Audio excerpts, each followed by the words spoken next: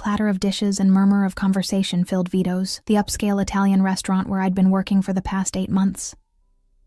My fingers trembled slightly as I balanced 3 plates along my arm, a skill I'd perfected out of necessity rather than natural grace. The weight of the porcelain pressed against my skin, leaving temporary marks that would fade by morning, unlike the permanent exhaustion that had settled in my bones. "Table 7, Ellie. And try not to spill anything this time," Marco, the floor manager, hissed as he passed, his cologne leaving a sickly sweet trail in his wake. I nodded, swallowing the knot in my throat. At 25, I should have been somewhere else, doing something that mattered. Instead, I was here, invisible, except when I made mistakes, trying to scrape together enough tips to pay for my mother's medications and our overdue rent. The restaurant dimmed momentarily as the front door opened, admitting a gust of October air that raised goosebumps along my exposed arms. I didn't look up, couldn't risk the distraction, but I felt it. A shift in the atmosphere, like the air before a storm. The usual restaurant buzz quieted to a reverent hush. I delivered the plates to a group of businessmen who barely acknowledged me, then turned back toward the kitchen. That's when I saw him. He sat alone at table 12, the restaurant's most private corner booth. Dark hair, perfectly styled, a suit that cost more than I made in months. But it was his eyes that stopped my breath. Dark as midnight, scanning the room with calculated precision, before settling on me with such intensity that I nearly stumbled. Behind him stood a broad-shouldered man, hands clasped in front, eyes hidden behind sunglasses despite the dim lighting. A bodyguard. Who needed a bodyguard in our quiet neighborhood? "Ellie." Marco appeared beside me, his voice unnaturally soft. "Mr. Castellano's table. Now." My stomach nodded. Everyone knew the name Castellano. Whispers about their family business traveled through Little Italy like wind through autumn leaves. Not the restaurant supply business listed on their sleek business cards, but the other business, the one that made people lower their voices and glance over their shoulders. Alessandro Castellano. 32 years old, and already head of the family after his father's mysterious heart attack 3 years ago. I'd seen his photo in the local paper, standing outside the courthouse after all charges were dropped against him in a case nobody would discuss. "Move," Marco whispered, giving me a slight push. Each step toward his table felt like walking through deep water. When I reached him, I kept my eyes down, trained on the immaculate tablecloth. "Good evening, sir. Welcome to Vito's. Can I get you something to drink? Look at me when you speak." His voice was quiet, smooth as aged whiskey, but with an edge that made it clear this wasn't a request. I raised my eyes slowly, heat crawling up my neck. Up close, his features were even more striking. Sharp cheekbones, a strong jaw darkened with precisely maintained stubble, and those eyes, watching me with an intensity that made my skin prickle. "Better," he said, his mouth curving into something not quite a smile. "McAllen. Neat." I nodded and turned to leave, but his voice stopped me. "Your name?" "Ellie," I whispered, then cleared my throat. "Ellie Winters." He studied me for a moment longer, then dismissed me with the slightest nod. The night progressed in a blur of orders and exhaustion. I served Mr. Castellano with trembling hands, avoiding his gaze while feeling it follow me across the restaurant. When he finally left, I exhaled a breath I hadn't realized I was holding. As I cleared his table, I found it. A sleek black wallet, left casually beside his empty glass. My heart hammered against my ribs. Inside would be credit cards, ID, probably cash. More cash than I'd see in months. For one shameful moment, I thought about how that money could cover Mom's next prescription refill, the overdue electric bill, maybe even the rent we were 2 weeks behind on. The thought vanished as quickly as it had formed, shame burning my cheeks. I wasn't a thief. I'd never been a thief, even when we'd had nothing but ramen noodles for a week straight. I slipped the wallet into my apron pocket and found Marco. Mr. Castellano left his wallet. "Do you have a contact number?" Marco's eyes widened. "Give it to me. I'll handle it." Something in his expression, a flicker of greed perhaps, made me hesitate. "I can return it on my way home. Doesn't he live in that big house on Parkview? It's not far from my bus stop." "Are you insane?" Marco hissed. "You don't just show up at Alessandro Castellano's house. Give me the wallet." I clutched it tighter. I'll take full responsibility. After my shift ended, I walked the 6 blocks to the Castellano mansion instead of catching the last bus home. The autumn night wrapped around me like a damp cloak, streetlights casting long shadows across cracked sidewalks. By the time I reached the imposing gates, my resolve was wavering. A security camera swiveled toward me as I approached the intercom. Before I could press the button, the gate swung open silently. They'd been watching me all along. The driveway stretched before me, lined with perfectly manicured trees. The house itself loomed at the end, a modernized Victorian with warm lights glowing from within. My footsteps crunched on the gravel, each sound magnifying my anxiety. The massive front door opened before I reached it. The same bodyguard from the restaurant stood there, expressionless.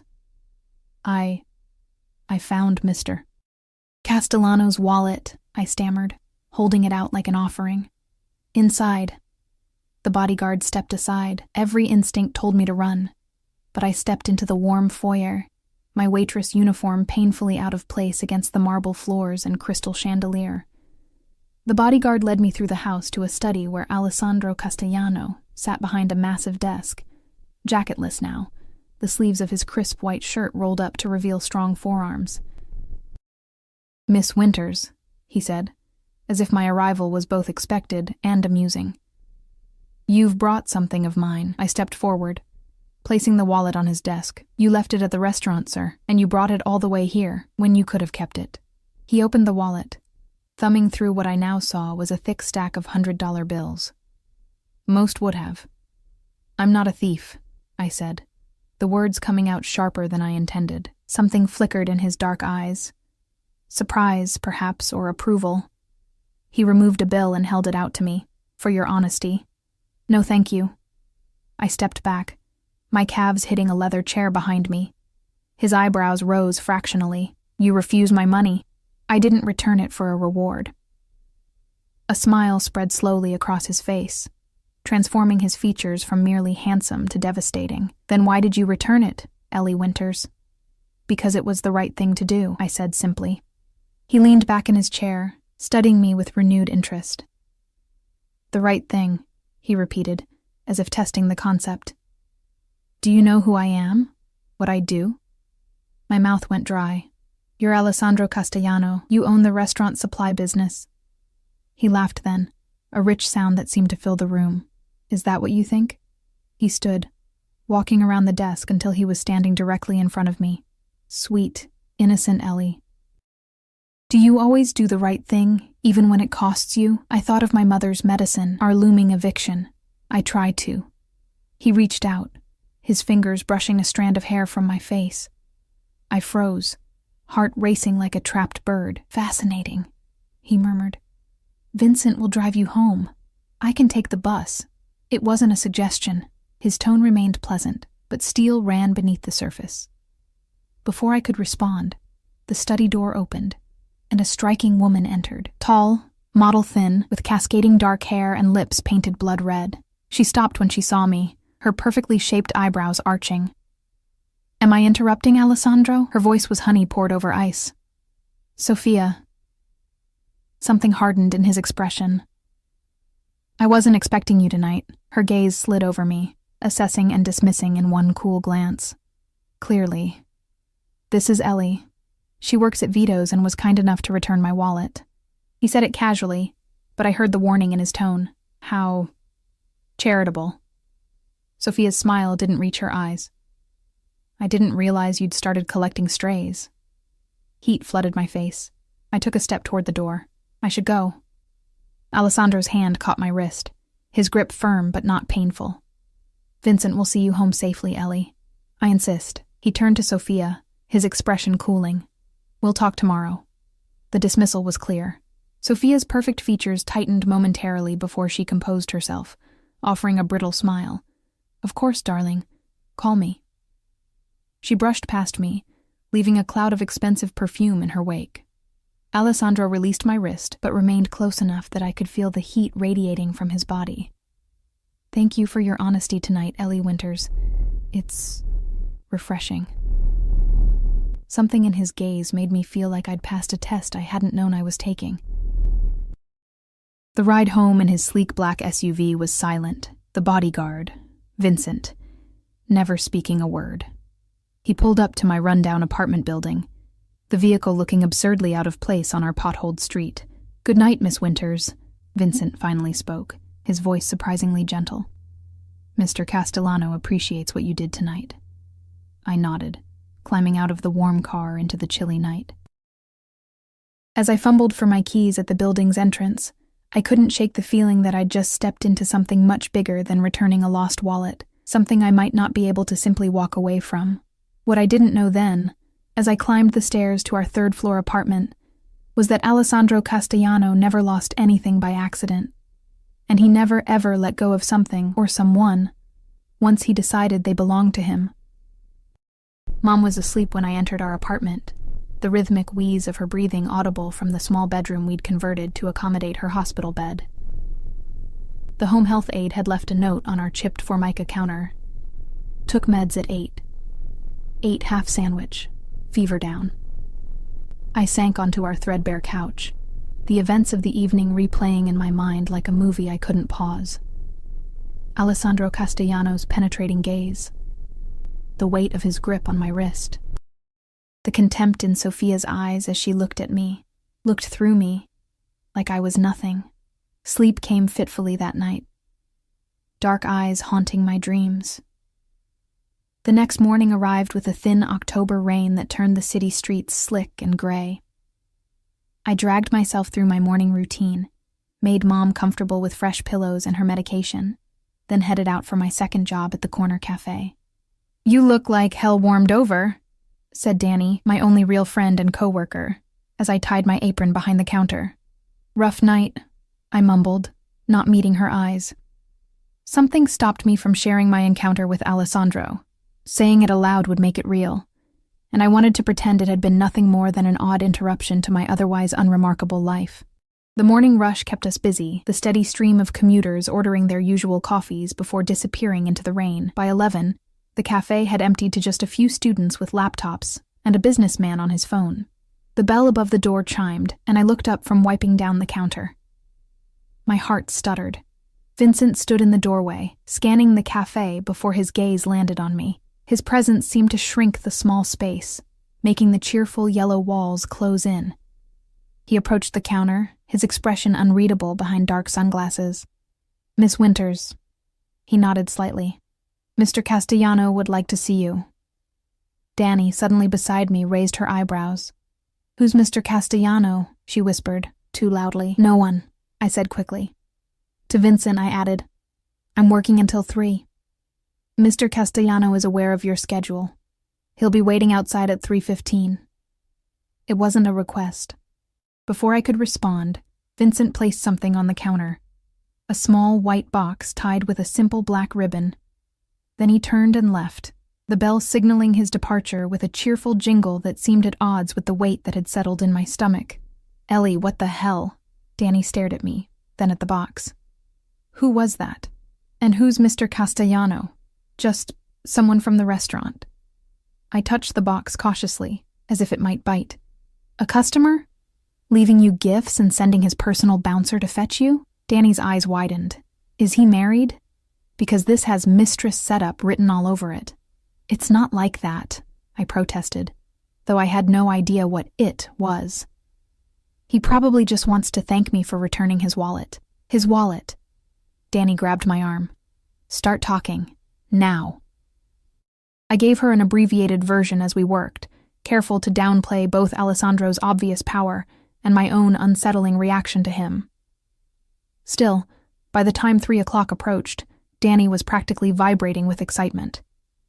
"You have to open the box," she insisted during our final lull.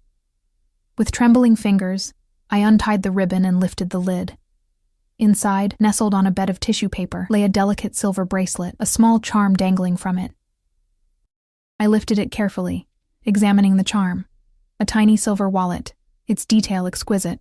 "Oh my God," Danny breathed. "That's white gold, Ellie. And that's not just any charm." Tucked beneath the bracelet was a handwritten note on thick cream cardstock.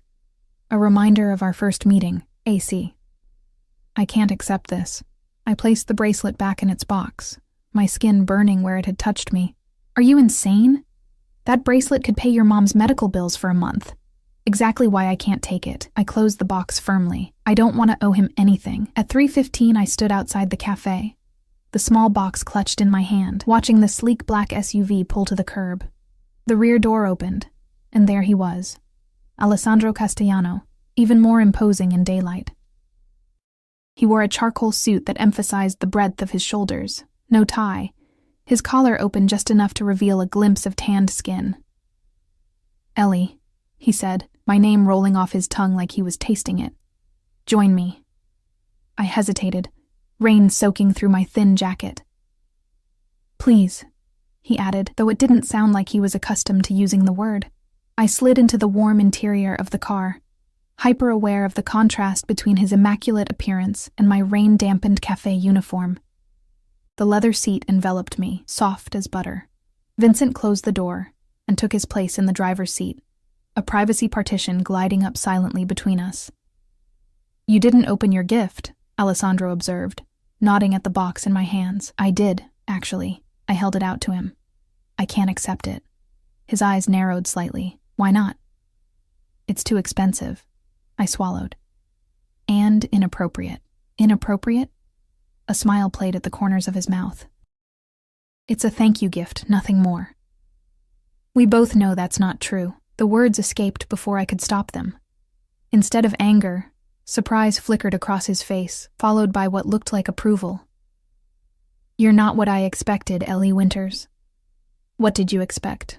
"Someone who would take the wallet, or if they returned it, someone who would eagerly accept whatever I offered in return." He leaned forward slightly. "Someone easily bought." The car moved smoothly through traffic, rain streaking the tinted windows, creating a private world within.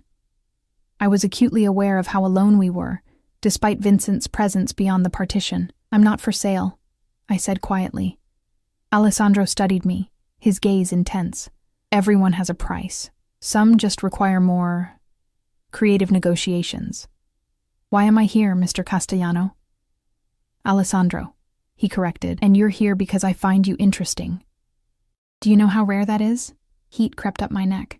"I'm really not. I'm just a waitress with 2 jobs and a sick mother." Something in his expression shifted. "Tell me about her." The request caught me off guard. "My mother?" He nodded, waiting.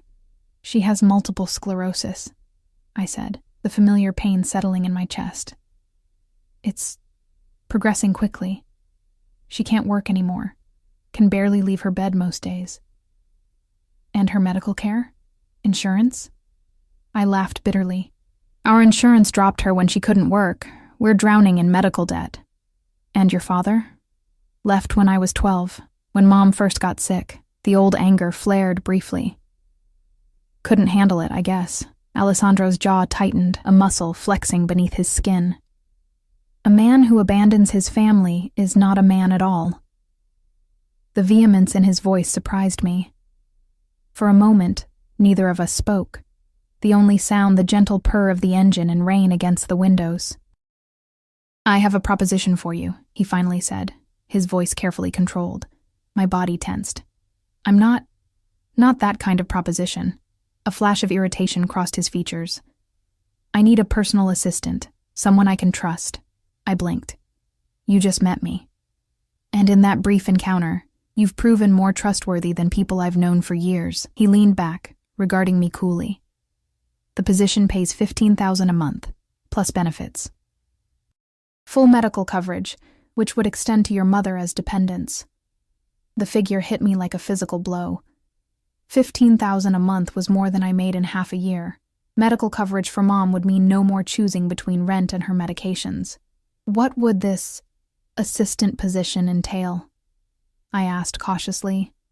"Managing my schedule, handling correspondence, attending events with me when necessary." His eyes held mine. "Nothing inappropriate, unless you wish it to be." Heat flooded my face at the implication. "I don't—" "Relax, Ellie." His smile was knowing. "I'm not hiring you for your body, tempting as it may be. I'm hiring you for your integrity." I clutched the gift box tighter, my mind racing. It was too good to be true, which meant there had to be a catch.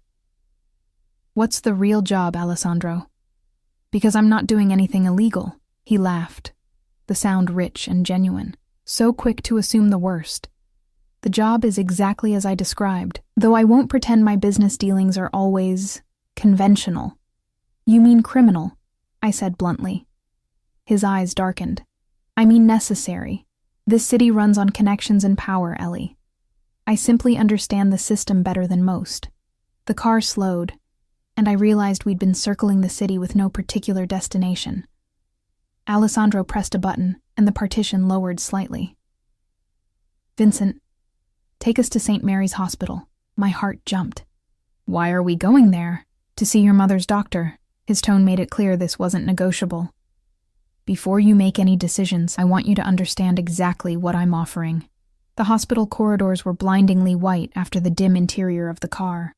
Alessandro moved with purpose, his presence parting the crowds like a blade through water. No one questioned why he was there or how he knew exactly where to go. Within minutes, we were seated in the office of Dr. Reynolds, Mom's neurologist whom I'd met only twice. Appointments were expensive, and he was perpetually overbooked. Mr. Castellano. Dr. Reynolds stood as we entered, his expression a mixture of respect and wariness. This is unexpected. I apologize for the intrusion. Alessandro's tone suggested he was anything but sorry. I'd like to discuss Elena Winter's case. Dr. Reynolds glanced at me, then back at Alessandro. I'd need her daughter's permission to discuss. I'm her daughter, I interrupted. It's okay. What followed was the most comprehensive discussion of Mom's condition I'd ever had. Dr. Reynolds explained treatment options I'd never heard of, specialists I couldn't afford, medications that might slow the progression, but were too expensive for our budget. Throughout it all, Alessandro listened intently, asking pointed questions that revealed a surprising knowledge of MS treatments. By the end, a plan had been outlined, one that included a team of specialists, home health care, and cutting-edge treatments. We can begin immediately, Dr. Reynolds said, looking not at me, but at Alessandro. Excellent. Alessandro stood, buttoning his jacket. Send all paperwork to my office. Outside the doctor's office, I stopped, feeling lightheaded. How did you— Money opens doors, Ellie, and I have plenty of it. He placed a hand at the small of my back, guiding me toward the elevator. The treatment plan starts tomorrow, whether you take the job or not. Consider it a gift. I can't let you— You can, he interrupted. And you will. Pride is admirable, but not at the expense of your mother's health. In the elevator, he stood closer than necessary, his cologne, something expensive and subtle, filling my senses. Think of it this way. If you take the job, you're earning your mother's care. If not, then yes, you're accepting charity from a man you barely know. The elevator doors opened to the parking garage where Vincent waited with the car. I need time to think, I said, as Alessandro opened the car door for me. Of course. He followed me into the back seat. You have until tomorrow morning. I'll send Vincent at 9. The rest of the ride passed in silence, my mind too overwhelmed to form coherent thoughts. When we reached my apartment building, Alessandro surprised me by exiting the car with me. I don't need an escort to my door, I said, clutching my purse like a shield. Humor me. His hand returned to the small of my back, a subtle but unmistakable claim. At my door, I turned to face him, suddenly aware of how close he stood, how the dim hallway light caught the angles of his face. Why me?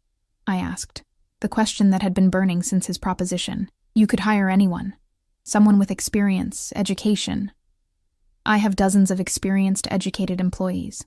He reached out, his fingers lightly tracing my jawline. What I lack is someone who looks at me, knows who I am and what I'm capable of, and still tells me no.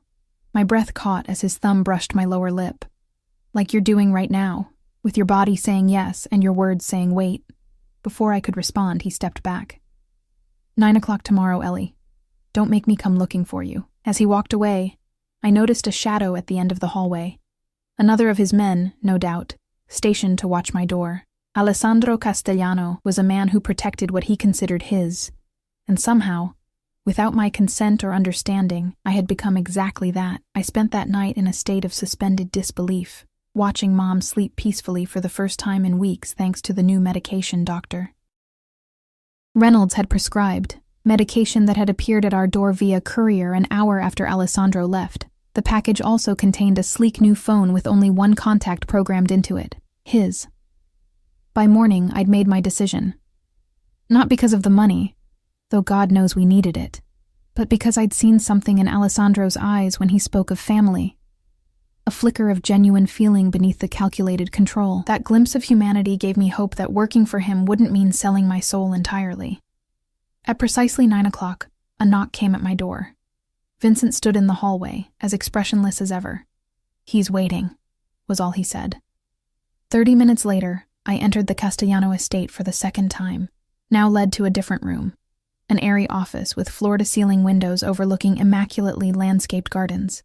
Alessandro stood by a glass desk, speaking rapidly in Italian to someone on the phone. He wore a navy suit today, the fabric catching the morning light, making him look almost approachable.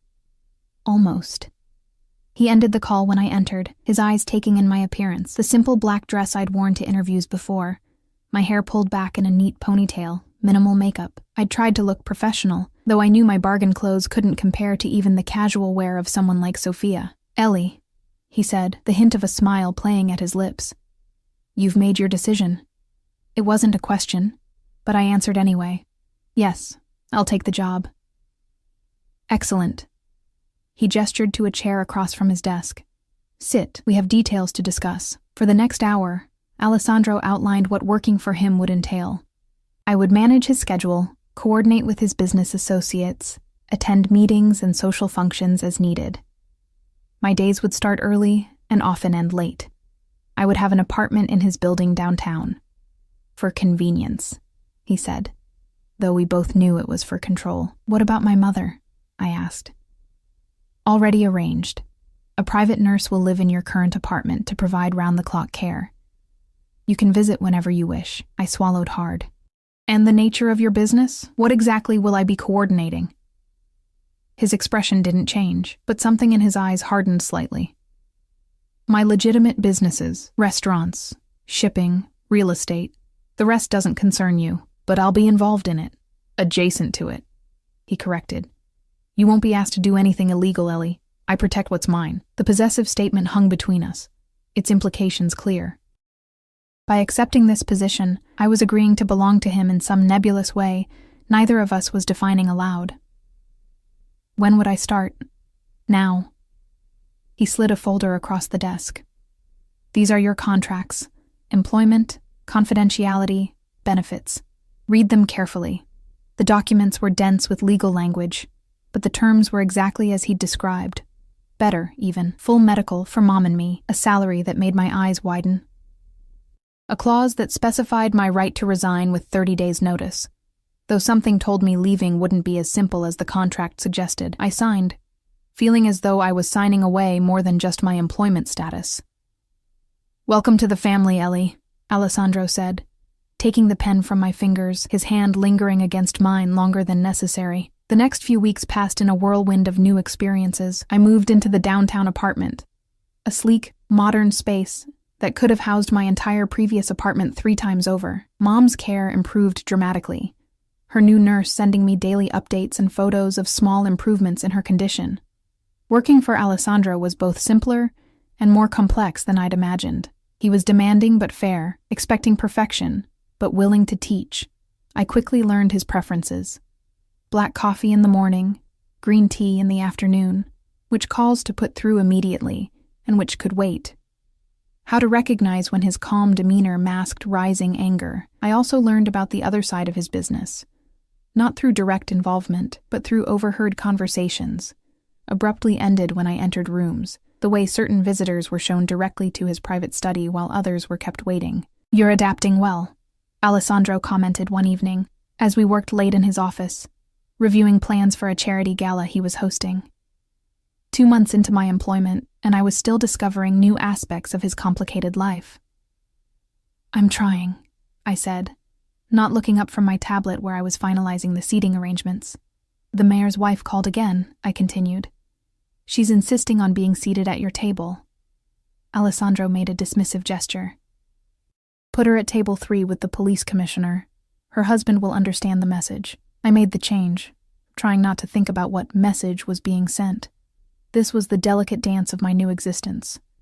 Knowing enough to do my job efficiently without examining the implications too closely. "You're going to need a dress," he said suddenly. I looked up, confused. "For what?" "The gala. You'll be attending with me."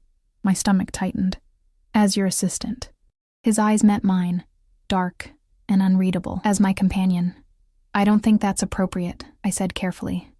"Appropriate?"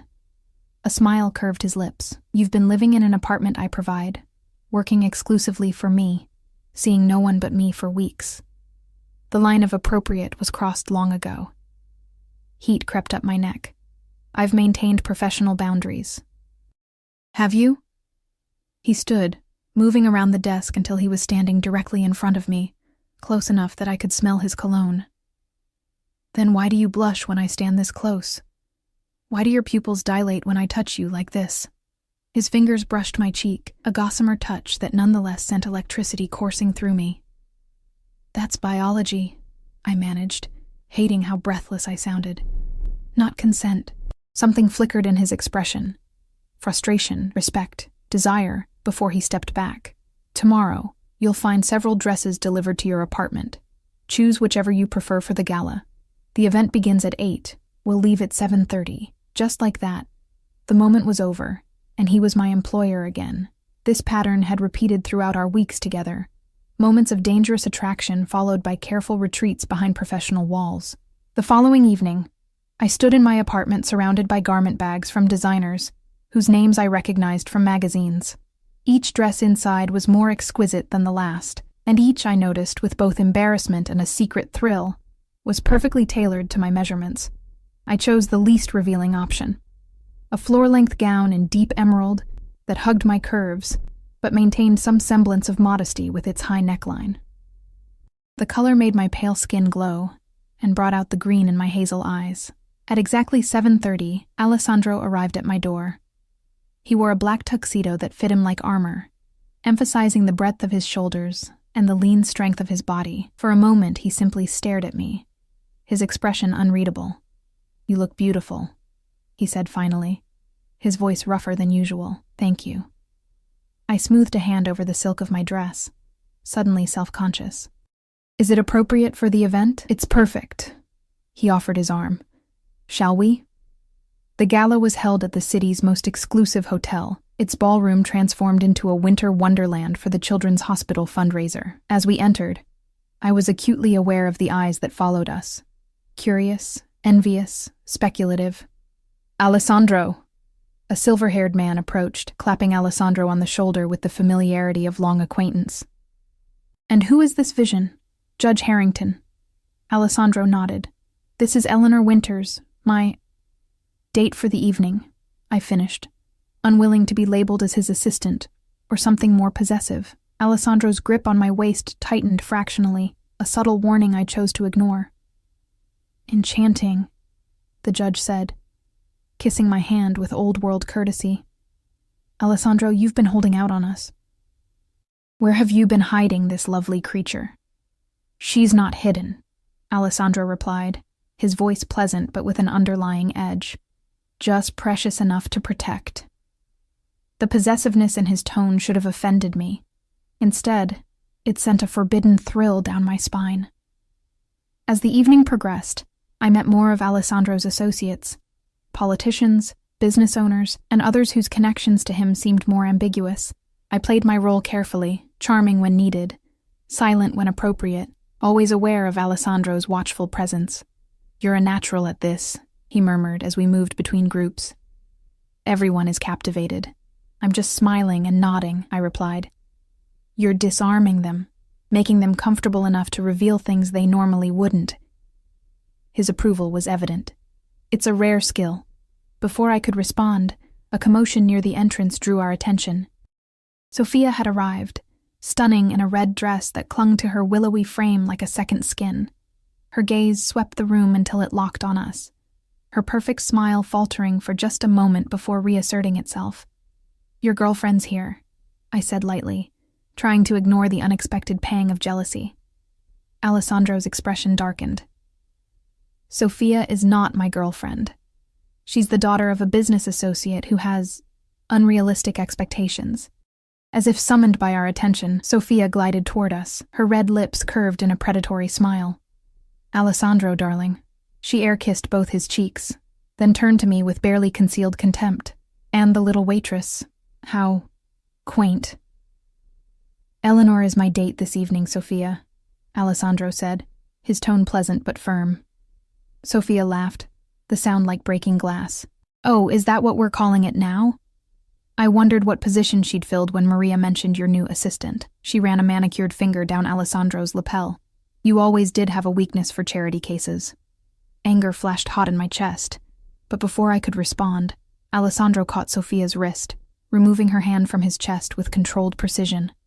"Careful, Sophia," he said quietly, his voice carrying a warning that made even my skin prickle. "You're making a scene." Her perfect features tightened. "Don't be ridiculous, Alessandro. Everyone knows this is just another of your games. She'll be gone in a month, just like the others." The others? My stomach clenched. Had there been other women like me, plucked from obscurity for reasons I still didn't fully understand? "You should find your father," Alessandro suggested, his tone making it clear this wasn't a suggestion at all. "I believe he's looking for you." For a moment, Sophia looked as if she might argue, but something in Alessandro's expression made her reconsider. With a final contemptuous glance at me, she turned and disappeared into the crowd. "I apologize for her behavior," Alessandro said, his hand returning to the small of my back. "Sophia and there's history there, but not the kind she wants it to be." "Were there others?" I asked quietly, hating the vulnerability in my voice. "Other women you've hired as assistants?" His eyes locked on mine. "No, not like you. Like me, how?"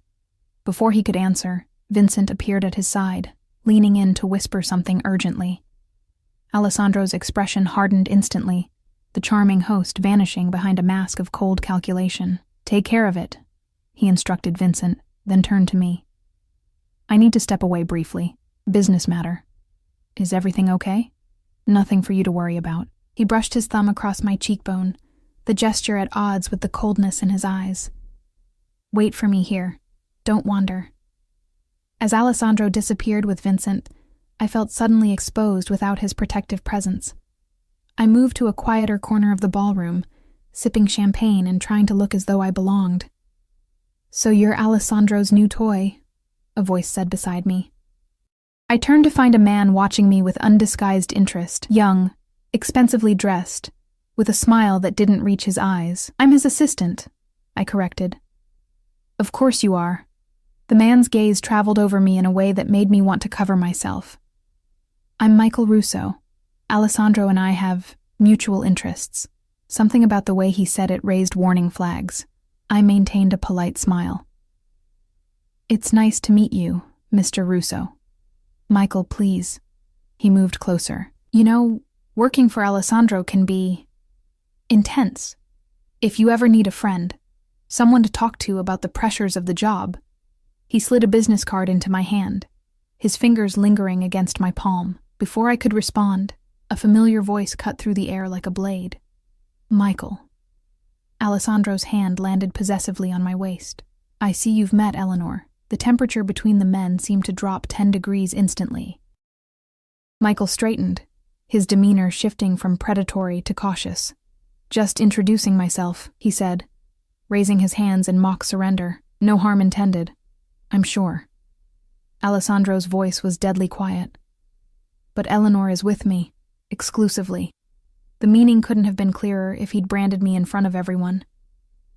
Michael nodded, backing away with a final glance at me that held both warning and pity. "What was that about?" I asked when Michael was out of earshot. Alessandro's fingers tightened at my waist. "Michael Russo is not someone you want to know, Ellie. He's dangerous. And you're not?" His eyes met mine, dark and intense. "I would never hurt you." He would without hesitation if he thought it would hurt me. The admission that hurting me would hurt him hung between us, heavy with implications neither of us was ready to address. "I want to go home," I said suddenly, the glamour of the evening tarnished by Sophia's contempt. Michael's predatory interest, and the realization that I was playing a game whose rules I didn't fully understand. Alessandro studied me for a moment, then nodded. "I'll have Vincent bring the car around." The ride back to my apartment was silent, tension filling the space between us. When we arrived, Alessandro surprised me by exiting the car with me. "You don't need to see me up," I said, fumbling for my keys. "I do." His tone brooked no argument. In the elevator, he finally spoke again. "You're upset." "I'm confused," I corrected, "about what exactly my role is in your life." Sophia seemed to think. "Sophia knows nothing about us," he interrupted. "Is there an us?" I challenged as the elevator doors opened to my floor. Alessandro followed me to my apartment door, waiting as I unlocked it. Once inside, he closed the door behind us, the sound oddly final. "There has been an us from the moment you walked into my study with my wallet," he said, his voice low and intense. "From the moment you looked me in the eye and refused my money, refused to be bought." He moved closer, backing me against the wall, his arms caging me in. "Do you have any idea how rare that is in my world? People either fear me or want something from me. You did neither."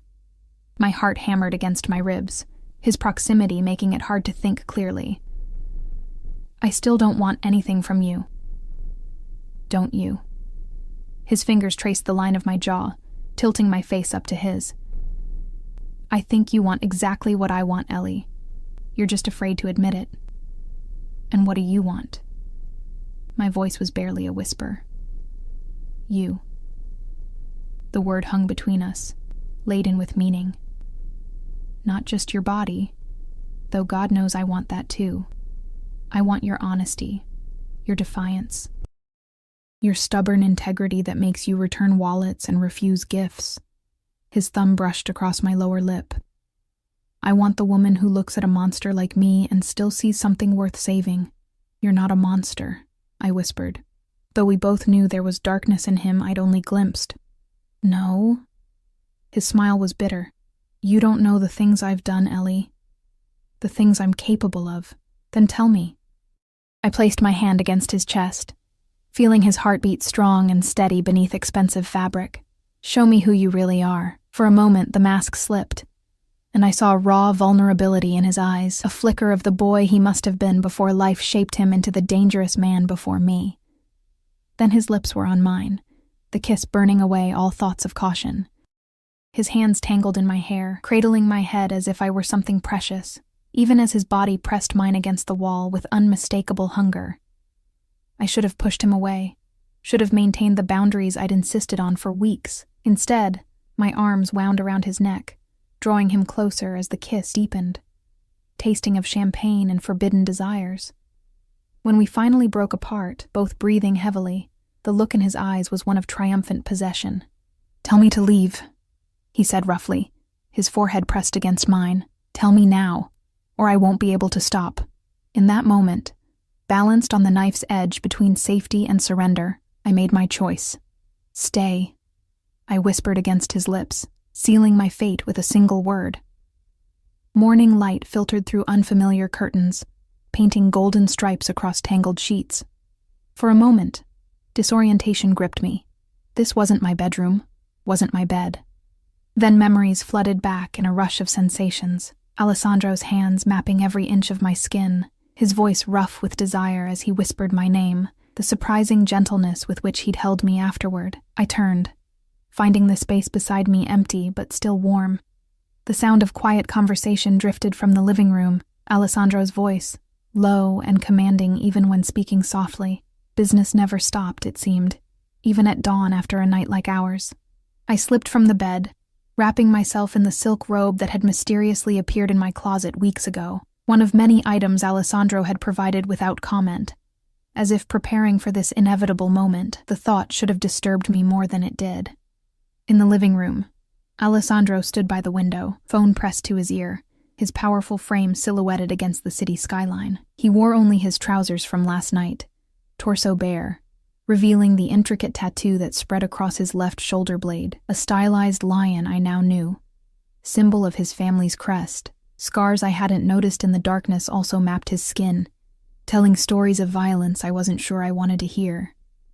He turned as I entered, his eyes darkening with appreciation. Without breaking his conversation, he extended his free arm, drawing me against his side as he continued speaking in rapid Italian. I allowed myself to be held, still too raw from the night's intimacy to remember why this closeness should frighten me. When he finally ended the call, he set the phone aside and turned fully toward me, his hands settling at my waist. "Good morning." His voice was rough, intimate. "Morning," I replied, suddenly shy despite everything we'd shared hours before. "Regrets?" he asked, his expression revealing nothing. I considered lying, then remembered his uncanny ability to read me. "I don't know yet." A smile curved his lips, not the cold, calculated one he showed the world, but something warmer, almost boyish. Honest as always. His thumb traced my lower lip, still slightly swollen from his kisses. "I have meetings this morning. I'd cancel them if I could." "I'm your assistant," I reminded him, stepping back slightly. "I know your schedule." His eyes narrowed at the deliberate distance I placed between us. "Is that all you are now, Ellie? My assistant?" The question hung between us, demanding definition for something I wasn't ready to name. "I don't know what I am," I admitted. "This changes things." "Nothing has changed," he said with absolute certainty. "This was inevitable from the moment we met. We both know that." Before I could argue, his phone rang again. He checked the screen, his expression hardening. "I have to take this. We'll continue this discussion later." It wasn't a request. After he left, I stood in the shower for a long time, hot water cascading over my skin, washing away the physical evidence of the night while doing nothing to clear the confusion in my mind. I had crossed a line, one I had promised myself I wouldn't cross, and now I was in territory without maps. At the office, Alessandro's private study in the downtown high-rise where most of his legitimate businesses operated, I maintained a professional demeanor, even as I caught his heated glances when others weren't looking. If his staff noticed the shift in our dynamic, they were too well trained to comment. Days passed in this new reality. Nights spent in Alessandro's arms, days maintaining the facade of employer and employee. I learned the contours of his body as intimately as I'd learned his business preferences, discovered the rare vulnerability that appeared only in the darkness of his bedroom, when the masks we both wore could be set aside. But I also began to see more of the darker side of his world, meetings I wasn't invited to, whispered conversations that ceased when I entered rooms, the way certain names made his expression turn cold and remote. "You need to be careful around Russo," Alessandro said one evening as we reviewed documents in his study. The comment seemed to come from nowhere, jarring in the quiet routine we'd established. I looked up, frowning. "Michael Russo? I haven't seen him since the gala. He's been asking about you." Alessandro's voice was casual, but tension radiated from his posture. "Trying to find connections to you, people who knew you before." A chill ran down my spine. Why would he do that? To find leverage. Alessandro set down his pen, fixing me with a steady gaze. "He thinks you're important to me. Am I?"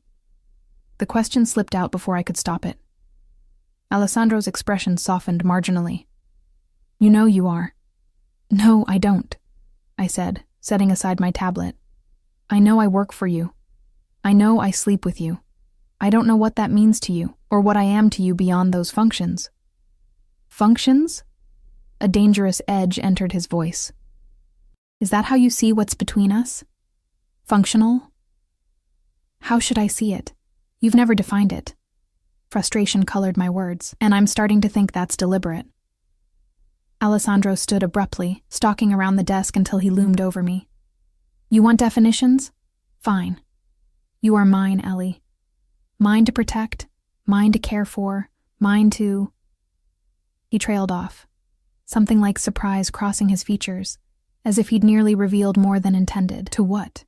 I pressed, standing to meet his gaze more directly. "To love," he finished, the word hanging in the air between us like a live grenade. I stepped back, shock coursing through me. "You don't love me. You barely know me." "I know everything about you," he countered. "Your favorite color is green, not because it's trendy, but because it reminds you of the park where your father used to take you before he left. You bite your lip when you're concentrating. You saved the crusts of your sandwiches for last, because your mother taught you the crust contained all the nutrients. You still sent her teacher a card every Christmas, even though you were only in her class for 1 year, because she was kind to you when other children weren't. My breath caught. How? Because I've been watching you since long before you found my wallet, Ellie. The admission was quiet, almost reluctant. The wallet wasn't lost. It was a test. One you passed when hundreds before you failed. The ground seemed to shift beneath my feet. You were testing me. Why? Alessandro's jaw tightened. Because I needed someone I could trust absolutely. Someone with integrity that couldn't be bought. For what? Dread pooled in my stomach. What do you really want from me, Alessandro? Before he could answer, a sharp knock came at the door. Vincent entered without waiting for permission, his normally impassive expression tense. Sir, we have a situation. The shipment at the docks. Alessandro's demeanor changed instantly, all traces of the vulnerable man who'd spoken of love vanishing behind the cold mask of the businessman, or something darker. Secure the building, no one in or out, and get the car ready. Vincent nodded, withdrawing immediately. What's happening? I asked, fear creeping into my voice. Business, Alessandro replied curtly, already moving toward a hidden panel in the wall that, when opened, revealed a small safe. He withdrew a gun, checking it with practiced efficiency before tucking it into a shoulder holster. Alessandro, go to the penthouse, he instructed, shrugging into his jacket. Vincent's men will escort you. Stay there until I come for you. I'm not a child to be sent to my room, I protested. Tell me what's happening. His eyes met mine, cold and distant in a way I hadn't seen since those first days. This is the part of my life you don't get to question, Ellie. The part you pretend doesn't exist so you can sleep at night. The words stung with their brutal honesty. I never pretended, didn't you? He approached, cupping my face with deceptive gentleness. You've seen the signs, heard the whispers. You're too intelligent not to have pieced it together. But you've chosen not to ask, not to know for certain, because knowing would make you complicit. He was right, I realized with a sinking feeling. I had deliberately avoided confirming what I already suspected about the true nature of his business, about who he really was. Go to the penthouse, he repeated, softer now. Please, I need to know you're safe while I handle this. Something in his tone, genuine concern beneath the command, made me nod. Will you be in danger? A ghost of a smile touched his lips. I'm not the one they should be worried about. 2 of Alessandro's men escorted me to the private elevator that led to the penthouse apartment occupying the building's top floor, a space I'd visited only a handful of times, as Alessandro preferred to come to my apartment, claiming it felt more like a home than his austere domain. Hours passed in tense silence as I paced the vast space, watching the city lights bloom as dusk settled. My phone remained silent, despite multiple attempts to reach Alessandro. Even Vincent, usually responsive to my texts, had gone dark. It was past midnight when I heard the elevator doors slide open. I rushed to the foyer, relief flooding me until I saw the figure that emerged. Not Alessandro, but Michael Russo, flanked by 2 unfamiliar men whose bulky jackets undoubtedly concealed weapons. Hello, Eleanor, Michael said pleasantly, as if this were a social call. I hope I'm not interrupting your evening. Ice flooded my veins. How did you get up here? I have friends in many places, he replied, advancing into the room, including some who owe me more than they owe Alessandro. I backed away, reaching for my phone. I'm calling security. They won't answer, Michael said confidently. Everyone who matters in this building is currently dealing with a rather explosive situation at the docks, one that should keep Alessandro occupied for quite some time. Understanding dawned with sickening clarity. You created a diversion, Michael's smile widened. Smart girl. Alessandro always did have good taste in his acquisitions. What do you want? I asked, though I suspected I already knew. Insurance. Michael gestured to one of his men, who moved with surprising speed to grab my arm. Alessandro has something of mine. I'm simply acquiring something of his to ensure a fair exchange. I struggled against the iron grip on my arm. I'm nothing to him. Just an employee. Michael laughed, the sound chilling in its genuine amusement. We both know that's not true. Alessandro Castellano doesn't bring just employees to charity galas. Doesn't install them in private apartments. Doesn't kill men who look at them too long. The casual mention of murder stopped my struggling. What are you talking about? You really don't know? Michael seemed delighted by my ignorance. The bartender at Vito's, the one who made those comments about you the night before Alessandro first came in, found him in the river the next day. Or the delivery driver who accidentally brushed against you last month. Disappeared without a trace. Horror washed over me. You're lying, am I? Michael approached, lifting a lock of my hair with almost gentle curiosity. Alessandro has been watching you for nearly a year, Eleanor, learning your routines, your weaknesses, eliminating threats before they reached you. The wallet was just the final test before he made his move. The room seemed to tilt beneath my feet as pieces fell into place. Alessandro's intimate knowledge of my life, his perfectly timed appearance at Vito's, the way he'd always seemed to anticipate my needs and thoughts. Why? I whispered. Why me? Michael's expression turned calculating. That's the interesting question, isn't it? What makes you so special that the great Alessandro Castellano would spend months planning your acquisition? He shrugged. Perhaps he'll tell you himself. If he meets my demands, the man holding me produced a zip tie, securing my wrist behind my back with brutal efficiency. Don't worry, Michael said, noting my rising panic. We're not going to hurt you. You're much too valuable intact. Besides, he added with a cold smile, Alessandro would burn this city to the ground if you came back damaged. They led me to the elevator, my mind racing for escape options that didn't exist. As the doors closed, sealing me in with my captors, my last thought was of Alessandro, not fear of his wrath or hope for rescue, but a terrible suspicion that whatever game he'd been playing with me had finally reached its inevitable, bloody conclusion. The location they brought me to was a renovated warehouse by the river, its industrial exterior belying the luxurious apartment within. I was led to a sparsely furnished room, a bed, a chair, a small bathroom, and left alone after Michael informed me that Alessandro had been contacted with terms for my release. Hours passed in anxious solitude. I tested the door, locked, examined the windows, sealed and reinforced, and searched for anything that might serve as a weapon. Nothing. The zip tie had been replaced with handcuffs attached to a long chain bolted to the wall, enough freedom to use the bathroom and move around the room, but nothing more.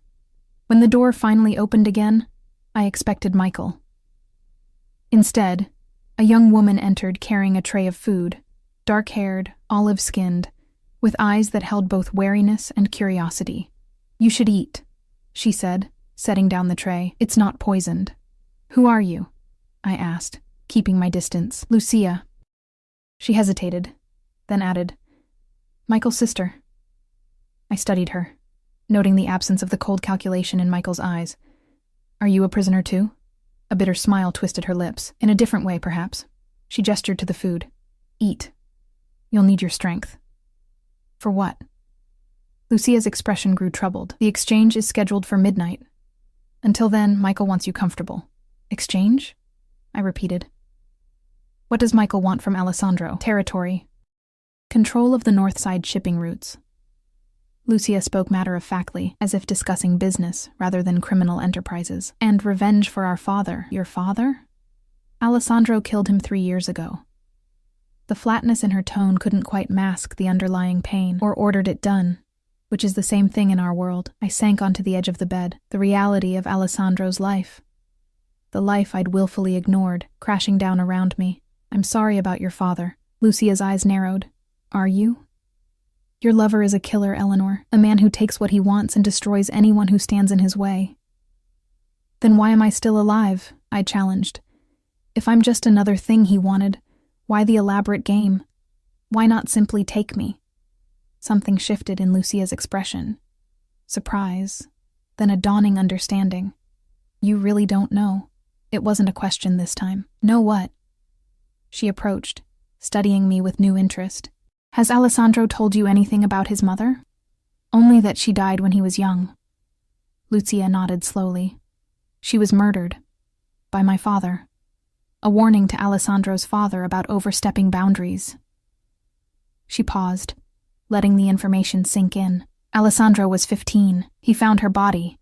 My stomach twisted. What does this have to do with me? Look at yourself, Lucia said, gesturing to a mirror on the wall. Really look. I rose cautiously, moving to stand before the mirror. My reflection stared back. Pale skin, hazel eyes, dark blonde hair pulled back in a messy ponytail. The same face I'd seen countless times before. I don't understand, I said, turning back to Lucia. She pulled a phone from her pocket, scrolling briefly before holding it out to me. This is Maria Castellano, Alessandro's mother. The photograph showed a young woman, perhaps 30, with familiar hazel eyes and dark blonde hair. The resemblance to my own reflection was undeniable. Not identical, but striking enough to explain the shock I'd seen in Alessandro's eyes the first time he saw me. The way he'd studied me with something like recognition. This is why, Lucia said quietly. Why he watched you. Why he orchestrated your meeting. Why he's kept you close. She reclaimed her phone, tucking it away. You look like the mother he couldn't save. The revelation hit me like a physical blow. All this time, all the attention and protection, the possessiveness that verged on obsession. It wasn't about me at all. I was just a ghost, a replacement for a woman who died 20 years ago. Does Michael know? Lucia nodded. It's why he took you. Alessandro's mother was his weakness then. You are his weakness now. I'm not her, I said, anger rising through the shock. I'm not a replacement for his dead mother. Perhaps not intentionally, Lucia conceded. But we rarely understand our own motivations completely, do we? Especially when they're born from trauma. She moved toward the door. The food will get cold. Try to rest. Whatever happens tonight, it won't be peaceful.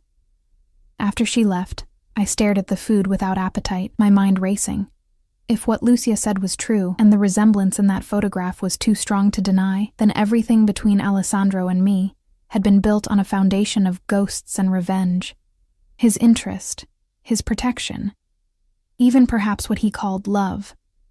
All of it directed not at me, but at the shadow of his mother I unwittingly carried. The thought made me physically ill. Had every touch, every whispered endearment, been meant for someone else? Had I been nothing but a surrogate for a dead woman all along? And yet, I couldn't reconcile that cold calculation with the man who'd held me through nightmares about my mother's illness, who remembered my favorite childhood stories, who looked at me sometimes with a vulnerability that seemed too raw to be feigned. As night fell, bringing the promised exchange ever closer, I was left with the most terrifying question of all. If Alessandro came for me tonight, which man would I be facing? The one who claimed to love me, or the one who had orchestrated my entire existence in his life, for reasons I still couldn't fully comprehend? Time crawled by in that windowless room, minutes stretching into hours marked only by the steady ticking of a wall clock.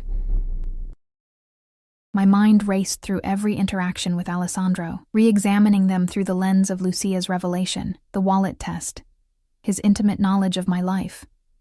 The way his eyes sometimes lingered on me with an emotion I couldn't name, not desire, not affection, but something deeper and more painful. The door opened abruptly, startling me from my thoughts. Michael entered, his earlier casual demeanor replaced with tightly controlled tension.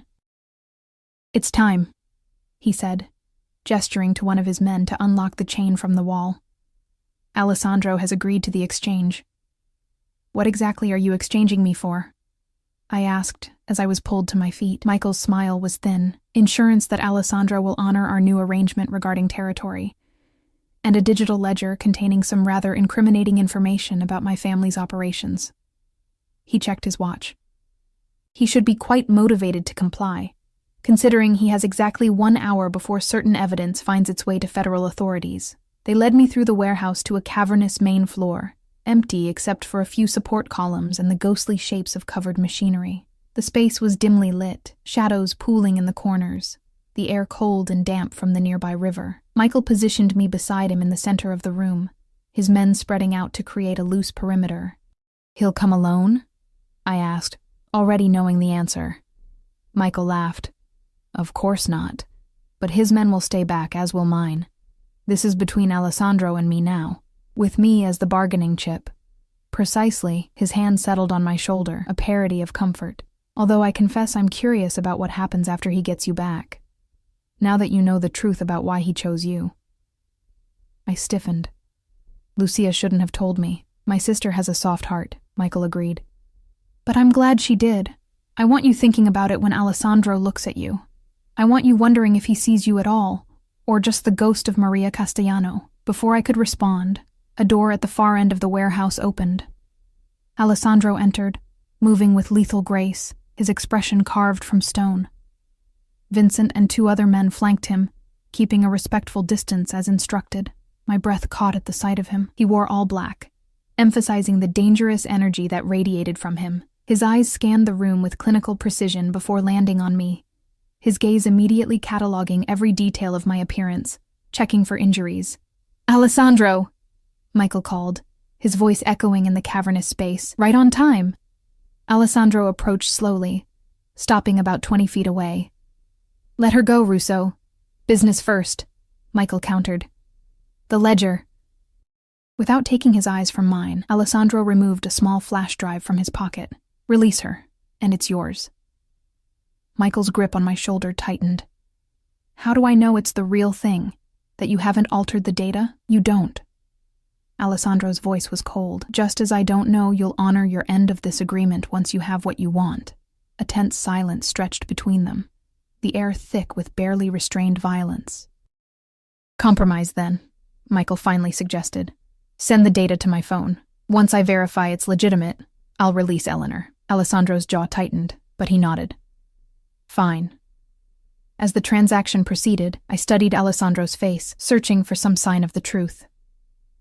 Did he see me when he looked at me, or just a shadow of his mother? Had everything, from the lost wallet to this moment, been part of an elaborate game fueled by trauma and revenge? "It's verified," Michael announced after a tense minute of examination. "All the data appears intact." He released his grip on my shoulder, giving me a slight push forward. "She's all yours, Castellano.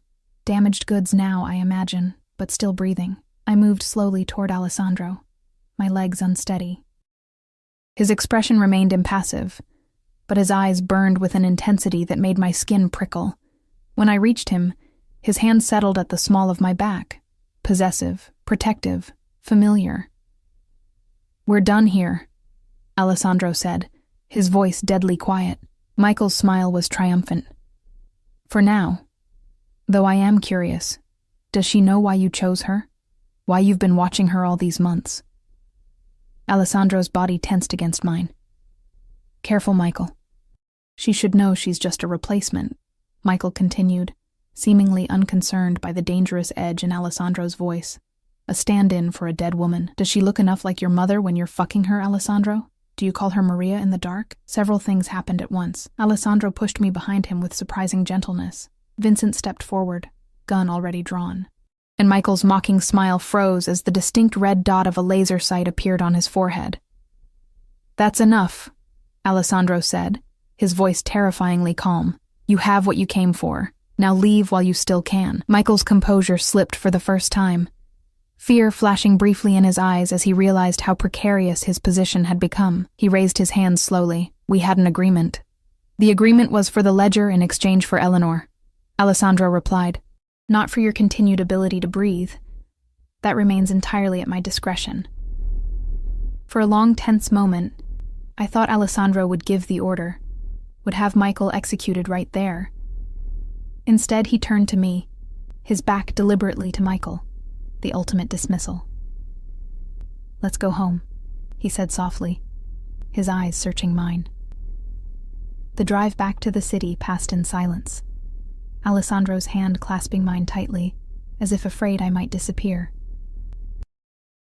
It wasn't until we reached his penthouse, not my apartment, I noted, that he finally spoke. "Are you hurt?"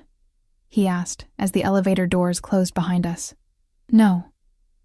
I stepped away from his touch, creating distance between us, not physically. His expression darkened at my withdrawal. What did they tell you? The truth, I said simply. About your mother. About why you chose me. Alessandro went still, the mask of control slipping to reveal raw pain beneath. It's not what you think. Isn't it? I wrapped my arms around myself, suddenly cold. Your mother was murdered when you were 15. I look like her.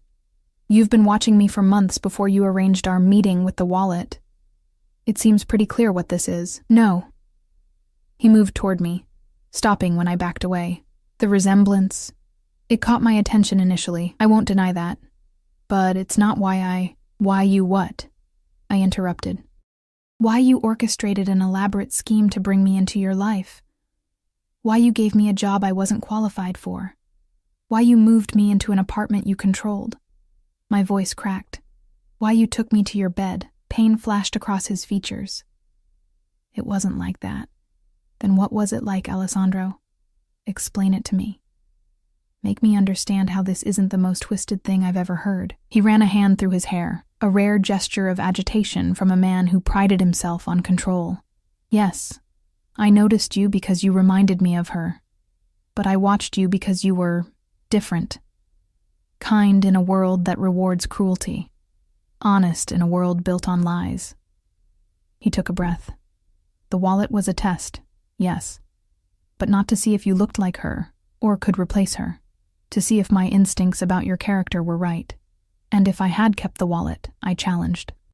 What then? Then I would have been disappointed, but not surprised. A ghost of a smile touched his lips. The world breaks good people, Ellie. I know that better than most. He moved to the window, gazing out at the city lights. When I was 15, I watched my mother die because she was kind to the wrong person, the wife of a rival who came to her for help. My father told me her compassion was weakness, that it got her killed.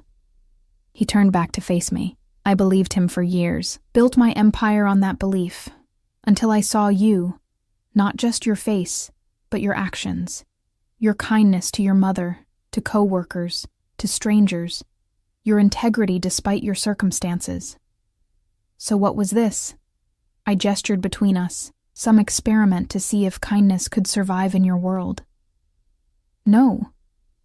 He approached slowly, as if afraid I might bolt. It was me finding something I thought I'd lost forever. Hope, the belief that not everything good gets destroyed. He reached for my hand, and this time I didn't pull away. Yes. You remind me of her physically, but what drew me to you, what keeps me coming back, is that you're nothing like her in the ways that matter. She was gentle but weak. You're gentle but strong. She bent under pressure. You stand firm. His fingers brushed my cheek. When I look at you, Ellie, I see you. Only you. I wanted to believe him. Part of me did. But doubt had taken root, fed by Lucia's revelations and Michael's taunts. You should have told me. About all of it. The watching, the test, your mother. Yes, he agreed, surprising me. I should have. But I was afraid.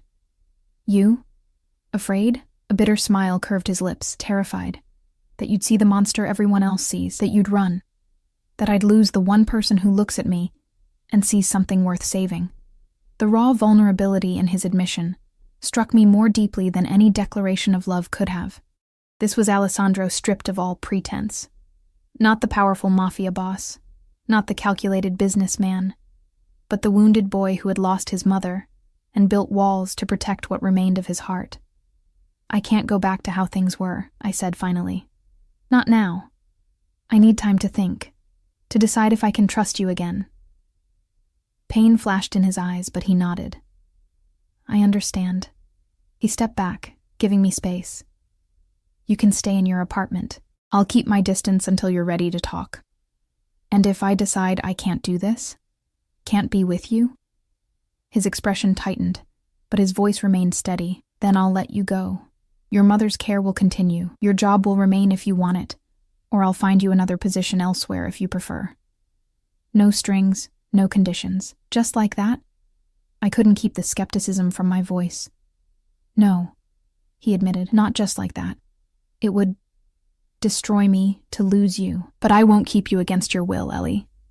I'm not that kind of monster. The next week passed in a strange limbo. True to his word, Alessandro kept his distance, communicating only through necessary work emails and brief professional phone calls. I visited my mother daily, finding her health improved beyond what I dared hope thanks to the treatments Alessandro had arranged. During those quiet visits, sitting beside her bed as she dozed, I turned over everything in my mind. The deception, the manipulation, the unsettling parallel to his dead mother, but also the tenderness he'd shown me, the vulnerability he'd revealed only to me, the man beneath the monster everyone else saw. On the 8th day, I made my decision. I texted Vincent, not Alessandro, asking to meet his boss at the restaurant where it all began. Vito's was closed for a private event when I arrived, the dining room empty except for a single table in the corner, the same table where I'd first served Alessandro. He stood as I approached, tension evident in every line of his body. "Thank you for coming," I said, taking the seat across from him. "Thank you for asking me to." His eyes searched mine. "You look well." "I feel clearer." I folded my hands on the table. "I've been thinking about everything. About us. About what happens next." He nodded, waiting for me to continue, offering neither defense nor plea. "I'm angry that you manipulated our meeting," I began, "that you watched me without my knowledge, that you kept the truth about your mother from me. I deserved better than that." "Yes," he agreed quietly. "You did. But I also understand why you did it. How fear and trauma shape the ways we protect ourselves." I took a deep breath. "And I believe you when you say you see me for who I am now, not as a replacement for her." Hope flickered in his eyes, quickly tempered with caution. "What are you saying, Ellie?" "I'm saying I want to try again, from the beginning. No more secrets, no more half-truths." I met his gaze steadily. "I need to know who you really are, Alessandro. All of you, the good and the bad, the man and the monster." He reached across the table, his hand stopping just short of mine. "Ask me anything. I'll tell you the truth. Have you killed people?" No hesitation. "Yes." "How many?" 11 directly. More through my orders." I swallowed hard. "The bartender at Vito's? The delivery driver?" His expression remained impassive. "The bartender was attacking a woman behind the restaurant when my men intervened. He didn't survive the encounter. The delivery driver is alive and well in Arizona with a new identity and enough money to never work again. He was an undercover FBI agent." "And Michael Russo's father? Did you kill him?" "Yes." His gaze didn't waver. "He murdered my mother because she helped his wife escape an abusive marriage. He tied her to a chair and made her watch as he killed his own wife, then left my mother to bleed out slowly. I was at school. By the time I found her, she had been dead for hours. The clinical way he recounted such horror chilled me. And you took revenge. 3 years later, when I was strong enough." "Yes." "Would you do it again?" I asked. The most important question of all. He considered this, and I appreciated that he didn't rush to tell me what I wanted to hear. "I would kill to protect those I love," he finally said. "I would kill to avenge them. But I've learned there are better ways to handle most situations. Death is final. Fear and loyalty last longer." It wasn't the answer most women would want to hear, but it was honest. In his world, perhaps that was the best I could hope for. "One last question," I said quietly. "Do you love me? Not because I remind you of her, not because I passed your test, but for who I am." For the first time, emotion broke through his careful control. "I love you because you make me want to be better than I am," he said, his voice rough. "Because you see the darkness in me and still believe there's light worth saving. Because when I'm with you, I remember the man I wanted to be before the world taught me to be a monster." He finally reached for my hand, his fingers warm against mine. "I love you, Ellie Winters, for exactly who you are. And I will spend the rest of my life proving that to you if you'll let me." In that moment, I made my choice. Not with naivety about who he was or what he'd done, but with clear-eyed acceptance of the complicated, damaged man before me. The man who had orchestrated our meeting for reasons born of trauma, but had stayed for reasons born of love. "I love you too," I said, turning my hand to interlace our fingers. "The man and the monster." All of you. Relief washed over his features, followed by a fierce joy I'd never seen before. In one fluid movement, he rose and pulled me to my feet, drawing me against him. "I will never lie to you again," he promised, his forehead pressed to mine. "No more secrets. No more tests. No more watching from the shadows," I added. A smile curved his lips. No more shadows at all. When he kissed me, it felt like a beginning rather than a continuation. The first honest moment of a relationship built on truth instead of manipulation, on choice instead of orchestration.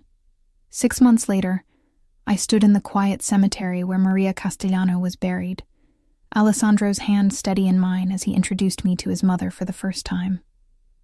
There was sadness in his eyes, but the haunted quality I'd first noticed had faded. "She would have loved you," he said, as we walked back to the car, fallen autumn leaves crunching beneath our feet. "Not because you look like her, but because you helped her son find his way back from the darkness." I squeezed his hand, the engagement ring he'd given me the week before, catching the afternoon sunlight. "We're still finding our way, together." That night, as we lay tangled in the sheets of what was now our bed, Alessandro traced the contours of my face with gentle fingers. "Thank you," he whispered. "For what?" "For returning more than just my wallet." He pressed his lips to my forehead. "For returning the parts of myself I thought were lost forever." I nestled closer, my head resting over his heart. Outside our window, the city sprawled in all its complicated glory, a place of darkness and light, danger and possibility, just like the man who held me, just like the life we were building together. A life that had begun with a test I hadn't known I was taking, but would continue with choices made in full awareness of their consequences. Choices made not in innocence, but in the hard-won wisdom that comes from seeing the truth and choosing love anyway. As sleep claimed me, I felt Alessandro's arms tighten around me, not possessive now, but protective, not controlling, but cherishing.